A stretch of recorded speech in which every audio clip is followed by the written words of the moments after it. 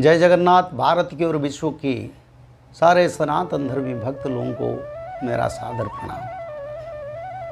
पिछले एपिसोड में हमने ये विचार रखा था, ये भारत में कई कल्कि भगवान है, तो भक्त लोग कहाँ जाएंगे? जो भगवान कृष्ण को ढूंढते हैं, जो भगवान राम को ढूंढते हैं, जो भगवान सदाशिव को ढूंढते हैं, जो भगवान विष्णु को ढूंढते हैं, वो कहाँ जाएंगे? मनुष्य मन चंचल है और सरल भी है, और खासकर भक्त लोग तो बहुत ही सरल है।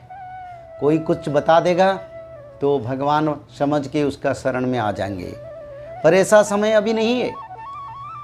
अभी सारा विश्व में धर्म संस्थापना का समय है, और खुद कल की भगवान ने धरा पर अवतरण ले चुके हैं।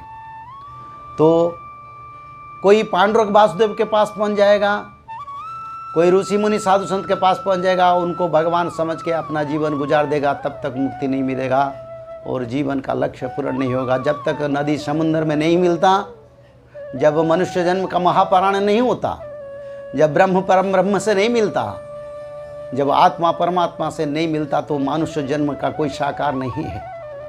उसको समझना पड़ेगा। और मलिका की विचारधारा पर हम चलते हैं। सारे साधु संत लोगों में कोटि कोटि प्रणाम करता हूँ। जो लोग सनातन धर्म का प्रचार करते हैं, मैं कोटि कोटि सम्मान करता हूँ। पर मालिका की विचारधारा को छोड़ के हम कुछ नहीं बोल सकते हैं। मालिका की विचारधारा, दृढ़ धारा, ब्रह्म धारा, शास्त्र धारा, वेद निगम धारा, जिसको भगवान के परम सखा खुद भगवान विष्णु ने जिसको बोला, और भगवान विष्णु का परम सखा महापुरुष अच्युतानंद ने जिसको लिखा, उसको बोलना मेरा कर्तव्य है, मेरा लक्ष्य है, वही मेरा जीवन की धारा है। इसको छोड़ के मैं नहीं जा सकता।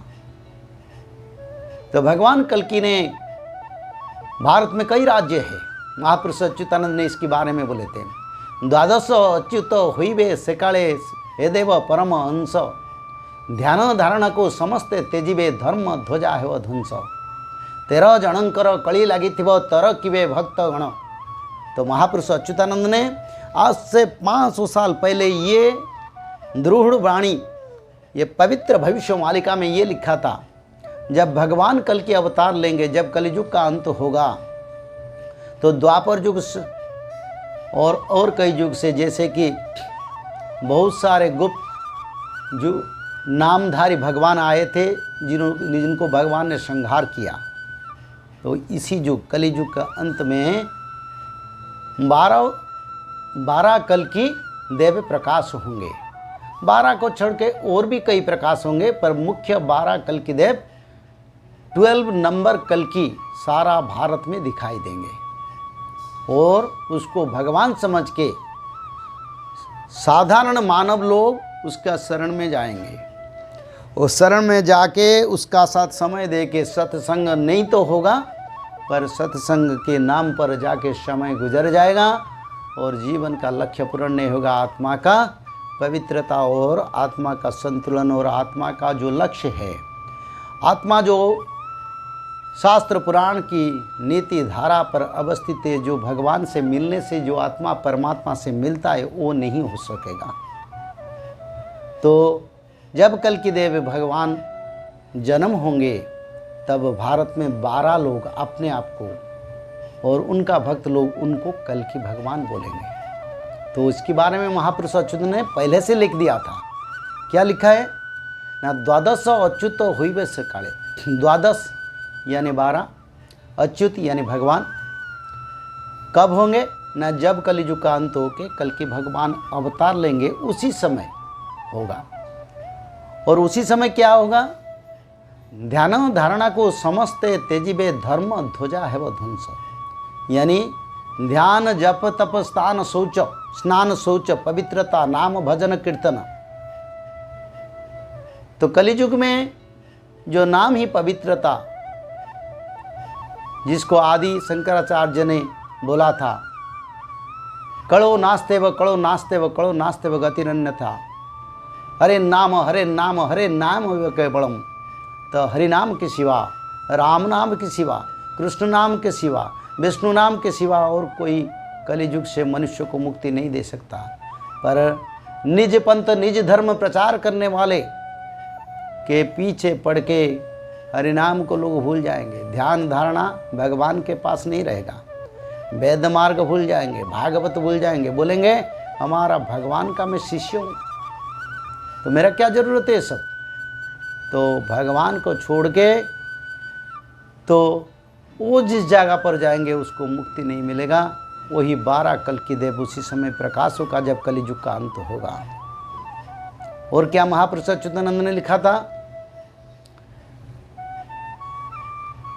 13 जनकर कली लागितिब तर किबे भक्तगण, यानी एक बार फिर लिखें 12 और 12 से ज़्यादा लोगों का अपने बीच में किसका बड़ा आश्रम है, किसका कितना ज़्यादा भक्त है, और कोई थाट बाट में कितना कौन रहता है। तो उसी समय वही कल्कि भगवान जो भारत में कई कल्कि भगवान का नाम आ रहा है, उनके बारे में महापुरुष अच्युतानंद ने लिखे हैं। ये आपस में उनका बीच में कंटेस्ट रहेगा, प्रतियोगिता रहेगा कौन कल्कि है, पर भगवान को कोई नहीं पहचानेगा। अरे भक्त लोग ये समझो, किसी युग में भगवान ने आके प्रचार किया था मैं भगवान हूँ, किस जन्म में भगवान आके प्रवचन दे रहा था, और किस जन्म में किस अवतार में प्रभु ने अपना प्रचार करने के लिए श्रीमद् भागवत शास्त्र पुराण को छोड़ के अपना नाम को प्रचार कर रहा था। तो भगवान जब आते हैं किसी को पहचान नहीं देते हैं, भगवान लोगों को ढूंढते, पर भक्त लोग भगवान के पास अपने आप पहुंचता है। जब भगवान कृष्ण ने गोपाल कुल में जन्म हुआ था, तब गोपाल बालक के साथ खिलते घूमते फिरते और साधारण मानव की तरह जीवन बिताया। और जब धर्म संस्थापना किया, सारा विश्व ने उसको भगवान जाना। जब राम जी ने अवतार लिया दशरथ और माता कौशल्या की अवधपुर पर, अयोध्यापुर पर, तब किसने नहीं जानता वो भगवान है, वो मानव जीवन धारण कर रहे थे। जब रावण को संहार किया राम ने, तभी लोगों को पता चला ये राम प्रभु थे। तो प्रभु आके कई सारा घूम घूम के सभा समिति सत्संग करके लोगों को बहका के अपना शिष्य नहीं बनाएंगे। आप लोगों को ये चेतावनी है, मालिका में स्पष्ट करके लिखा है, कल की भगवान कहाँ जन्म होंगे, उसका नाम क्या रहेगा, कौन सा परिवार में जन्म होंगे, कौन सा राज्य में जन्म होंगे, और कौन सा गांव में और कौन सा जिला में प्रभु का जन्म होगा, इसके बारे में मालिका में लिखा है। और सारे भक्त लोगों को मेरा यही अनुरोध है, मालिका को अनुसरण कीजिए। किसी की बात पर, किसी की बुझावा पर समय नष्ट न करके भगवान कल की ये जो मालिका में लिखा है उसको अनुसरण करके प्रभु का शरण में आइए, तब आपका जीवन का निस्तारण हो सकता है, हो जाएगा, और ये जीवन का लक्ष्य भी पूर्ण हो जाएगा। तो इसलिए सारे भारत के साधु संत अपना मन मालिन्य और भेदभाव भूल के भगवान का शरण में आ जाइए, क्योंकि भगवान आया, भगवान आ चुके हैं। तो भगवान जब आ चुके हैं तब हमको भी ये मालूम है, महापुरुष अच्युतानंद में इसके बारे में लिखे हैं, वो लोग नहीं आएंगे जो अपने आप को भगवान बोलते हैं, क्योंकि अपने आप को तो भगवान बोलते, कल की बोलते हैं, वो कैसे आएंगे। पर बात ही समझने की बात है, जब भगवान आता है तो उनका किशोर वयस जब होता है वो धर्म संस्थापना करता है। बुढ़ापा होकर धर्म संस्थापना प्रभु ने नहीं किया कभी। शादी से पहले धर्म संस्थापना करते हैं, उसका बाद शादी करते हैं और सुधर्मा सभा बैठाते हैं। ये भारत में जो लोग कल की बोलते हैं उनका उम्र कितना है, किशोर उम्र में। और शंबल ग्राम पर जब प्रभु अवतार लेंगे तब धर्म संस्थापना और भगवान हम उनको समझेंगे। उसके बारे में मालिका में विस्तृत वर्णन है और विचार है।